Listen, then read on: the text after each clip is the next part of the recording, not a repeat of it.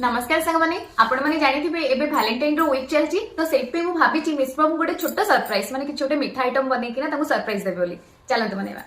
मिश्र बाबू आमर टिके मीठा प्रिय लोक भाविली करदेवी गोटे छेनापोड़ से ऑनलाइन ऑर्डर करथिली क्षीर आ विनेगार। प्रथमे क्षीर को फुटेई सेतिरे विनेगार पकई छेना कर देइथिली। छेना पानी गुडी को काढी ड्राई करबा को किछि समय छाडी देइथिली। गोटे बाउल रे छेना गुडी को नेली जोटा कि 2 लिटर क्षीर रु प्रस्तुत होइतिला। सेतिरे ऐड कली एई छोटो ग्लास रे 2 ग्लास सुजी आ गोटे ग्लास चीनी सबको मिक्स करी 3टी गुजराती गुंड करी मिक्स करी देइथिली। शालपत्र नथिबा हेतु केक बेस रे नेली सुखिला हळदी पत्र आ सेतिरे ऐड करी देइथिली गुआ घियो। चारिएडे भलो कि घियो लगे देले छेनापोड़टा बेस रे लागिबो नाही। छेना को केक बेस रे साइज करी रखी ता ऊपर मध्ये टिके घियो दे देइथिली। कड़ाई रे टिके लूण गरम करी ता ऊपर छेना को रखी 30 रु 40 मिनिट लो फ्लेम रे रखी देइथिली। बेस सहित पोड़टी काढी आनी किछि समय पानी रे रखी देइथिली। देखुनांती केते सहज रे पोड़टी बेस रू बाहरी गला। चलंतु नै सरप्राइज हबा मिश्र बाबू को कोन कहउचंती देखिया।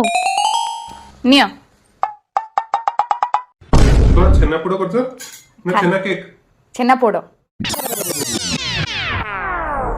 केमति लागुची? भलो हिचे ऊपर मैगी मसला पकई था ना।